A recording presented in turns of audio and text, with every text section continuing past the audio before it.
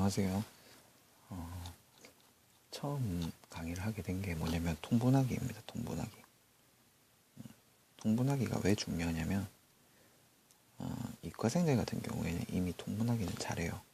그런데 문과생들 같은 경우에 통분하기가 제대로 안 되는 학생들이 많아서 거기서 이제 계산하는데 많은 시간이 들이거나 실수가 많이 나서 틀려버리거나 하는 부분이기 때문에 그 부분을 일단은 정확하게 짚고 넘어가는 게 좋을 것 같아서 통분하기부터 시작하거든요. 통분하기 같은 경우에 초등학교 때 배운 건데도 불구하고 학력이 조금 약한 학생, 그리고 문과 기준으로 한 5등급 이하인 학생, 그리고 어른들도 통분하기는 제대로 못하는 경우가 많아요. 그래서 여기 나와 있는 것처럼 2분의 1 더하기 3분의 1을 계산하세요 라고 했을 때 5분의 1이랑 5분의 2 같은 걸로 답을 쓰는 사람이 되게 많아요. 학생들만 그런 게 아니라 어른들도 엄청 많아요. 그렇기 때문에 이거를 우리가 해결을 해야 되는데, 즉 분수를 통분해서 계산을 하려고 하면 반드시 기억해 둬야 되는 게 뭐냐면 최소 공배수라는 개념을 우리가 기억하고 이걸 이용해야 돼요. 최소 공배수. 최소 공배수는 게 뭐냐면 여러 개의 숫자가 있어요. 그 여러 개의 숫자들 중에서 우리가 공통인 배수를 찾아야 돼요. 여기에 예를 들어 놨는데 이 같은 숫자의 2의 배수는요 4와 6과 8과 10, 12, 14, 16, 18 등등등이 있어요. 곱셈 할 줄 알죠, 그죠? 그 곱하기 9구단 3 같은 경우는 3, 6, 9, 12, 15, 18 땡땡땡이 있어요. 그런데 여러 가지 배수 중에서 둘의 공통인 배수는 6이랑 10이랑 18이 있어요. 그런데 그 중에서도 최소, 즉 제일 작은 애를 골라야 되기 때문에 그게 6입니다. 그래서 2와 3의 최소 공배수는 6이에요. 그러면 이제 우리가 진짜 제대로 통분을 배우기 위해서 통분 과정을 가면 자 2분의 1 더하기 3분의 1 요거를 이제 통분할 건데요. 일단 우리가 분수는 어떻게 구성되어 있는지를 한번 보면 좋을 것 같아요. 분수는 분모와 분자로 이루어져 있어요. 요게 우리가 뭐 짝대기라고 하면 짝대기 밑에 있는 게 분모고요. 짝대기 위에 있는 게 분자예요. 모자가요. 엄마 모자거든요. 엄마 할 때. 자는요. 뭐 아들 자라고 하고 아이라고도 하죠. 그러니까 엄마가 아들을 업고 있는 모양이라고 생각하면 돼요. 엄마가 아들을 업고 있어요. 엄마가 아들을 업고 있어요. 자, 분모의 최소 공배수를 구한다예요. 첫 번째가. 분모가 2와 3이죠.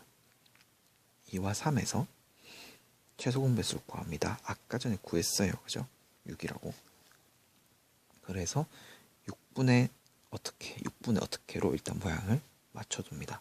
나중에는 한 번에 할 수 있는데 지금은 일단 이 순서를 보여주기 위해서 하는 거니까 이 과정을 좀 따라오시면 됩니다. 그다음 두 번째, 분자도 분모에 곱했던 수만큼 곱한다라고 하고 있어요. 이게 무슨 말이냐면 원래는 2분의 1이었었잖아요. 그죠? 그 다음에 또 원래는 얼마였냐면 3분의 1이었었잖아요. 그런데 얘가 최소 공배수를 구하기 위해서 얘가 6분의가 돼야 되니까 얼마를 곱했냐면 3을 곱했거든요. 얘도 6이 돼야 되니까 2를 곱했죠. 자, 그러면 이 상태가 지금 6분의 얼마인데요? 분자도 분모에 곱했던 수만큼 곱한다죠. 원래 있었던 숫자인데 3이 곱해졌어요. 그러니까 여기도 3을 곱하세요. 여기는 2가 곱해졌죠? 2를 곱하세요 라는 거예요. 무슨 말인지 알겠어요? 분자도 분모에 곱했던 수만큼 곱하세요 라는 거예요. 일단은 이렇게 하면 얘가 6이죠. 얘도 6이죠. 그러면 이거랑 똑같죠. 여기 있는 거랑. 여기 지금 포스트 있는 거는 아까 전에 내용을 좀 잘못 써서 다시 찍는다고 이렇게 됐어요. 그래서 아까 전에 써내려 갔었는데 이렇게 된 거고요. 그 다음에 세 번째가 뭐냐면 분모를 통일시키고 분모를요 통일시키고 분자 계산만 하면 됩니다. 자, 이게 무슨 말이냐면 분모가 똑같이 6분의 6분의거든요. 그러면 그냥 이렇게 한 번에 합치라는 얘기예요. 똑같이 6분의로 합치세요. 합쳐도 돼요. 그런 다음에 여기가 3이죠. 그죠? 이게 2죠. 그죠? 이전에는 이런 과정이었어요. 6분의 3 더하기 6분의 2. 그러면 얘가 얼마가 되냐면 6분의 5. 정답이 되죠. 정답 기억해 주세요. 정답을 기억해라는 게 아니라 이런 식으로 이제 하자는 거죠. 이런 식으로 하자는 거죠. 그래서 이제 여기까지가 아마 지금 통분에 대한 과정인데 최소 공배수에 관한 제가 숙제들을 냈거든요. 그거 꼭 하셔야 됩니다. 최소 공배수에 대해서 최소 공배수에 대해서 문제를 냈는데 5초 이내로 최소 공배수를 좀 구할 수 있어야 문제를 푸는데 지장이 없습니다. 예, 그리고 이제 약분에 대한 거는 제가 지금 미리 여기서 설명을 하면은 약간 이런 게 생겨요. 약분에 대해서 잠깐만 설명드리면 이 과정에서 2분의 1 더하기 3분의 1이 6분의 3 더하기 6분의 2가 됐는데 만약에 약분을 지금 배워버리면 통분이 완성되기 전에 배워버리면 학생들 같은 경우에 요거를 다시 2분의 1 더하기 3분의 1로 바꿔버려가지고 다시 또 통분을 하고 또 다시 약분을 하는 그런 불상사가 발생을 하게 되기 때문에 일단은 통분만 익혀두고 약분은 다음 시간이나 그쯤에 배우는 걸로 하는 게 일단은 도움이 됩니다. 그래서 일단 통분하기가 일단 연습이 됐고 통분하기에 대해서 제가 숙제를 올려드렸는데 그 숙제 같은 경우에 답은 이제 또 다음 강의에 있을 거예요. 그래서 그거를 좀 꼭 연습하셔야 되고 제일 중요한 게 뭐냐면은 일단은 지금 현재 상태에서는 조금 반복적으로 기계적으로 문제를 푸는 게 필요해요. 기계적으로 문제 푸는 게. 기계적으로 문제를 좀 푸셔야 돼요. 기계적으로 풀어야 되는 이유가 뭐냐면 이제 상위권 학생들의 경우에는 이미 이게 아주 많은 연습을 통해서 습관화됐기 때문에 머릿속에서 계산이 좀 빨라요. 그런데 지금 통분이라는 것도 조금 한 10초나 그 정도 이내에 안 되는 학생들 같은 경우에는 좀 느린 거거든요. 느린 거기 때문에 일단은 계산이 좀 정확하고 빨라져야 돼요. 그러려면 일단 기계적으로 좀 연습을 하셔야 돼요. 이게 안 됐기 때문에 계속 어디 중간에서 이게 총 이제 수능 범위 과정이라고 하면 중간에서 이제 좀 연습이 안 됐어.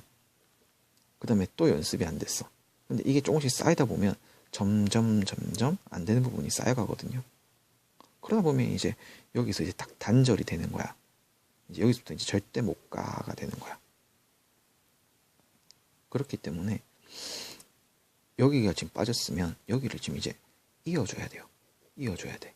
여기서 안 됐으면 이어줘야 돼. 이렇게. 이어주는 과정 중에 하나가 뭐냐면 기계적으로 간단한 계산들은 할 수 있어야 돼요. 기계적으로 간단한 계산을 할 수 있어야 돼. 무조건 뭐 암기한다, 기계적으로 푼다. 그래서 뭐 해결될 문제는 아니지만 기계적으로 간단한 계산들은 할 수 있어야지만 이제 우리가 성적을 올릴 수가 있다라는 거예요.